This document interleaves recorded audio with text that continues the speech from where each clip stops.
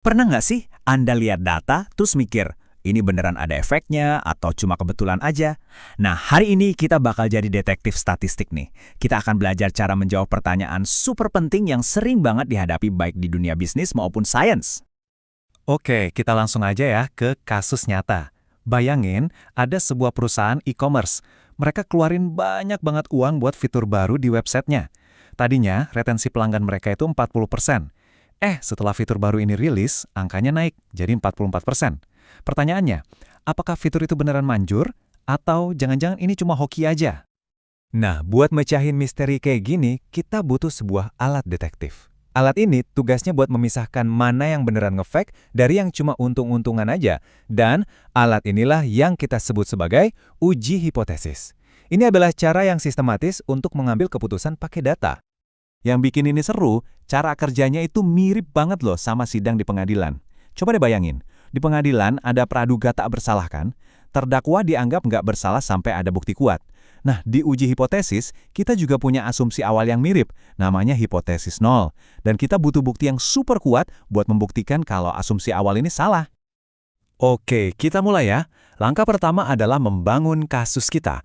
Sama kayak investigasi detektif, kita harus mulai dengan menentukan ada dua cerita atau klaim yang saling berlawanan.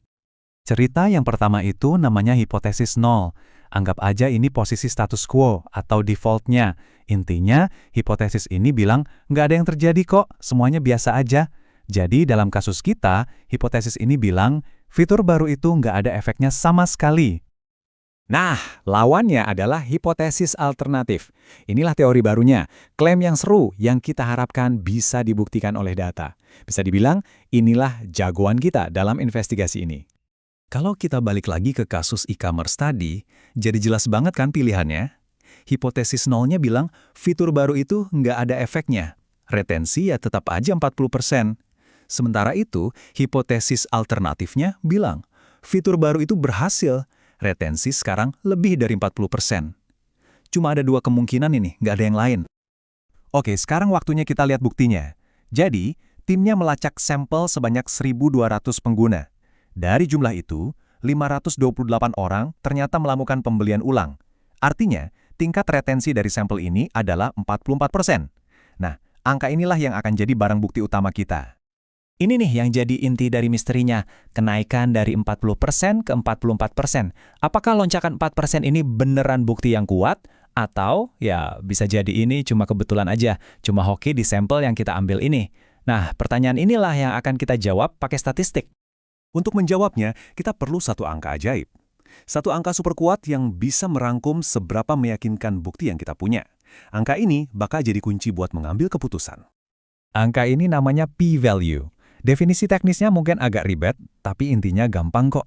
P-value itu mengukur seberapa mengejutkan sih data yang kita dapat dengan asumsi kalau hipotesis nol itu benar. Jadi, seberapa aneh hasil kita kalau kita anggap fiturnya nggak ada efek apa-apa. Gampangnya gini aja. Kalau P-value-nya kecil, artinya data kita itu mengejutkan.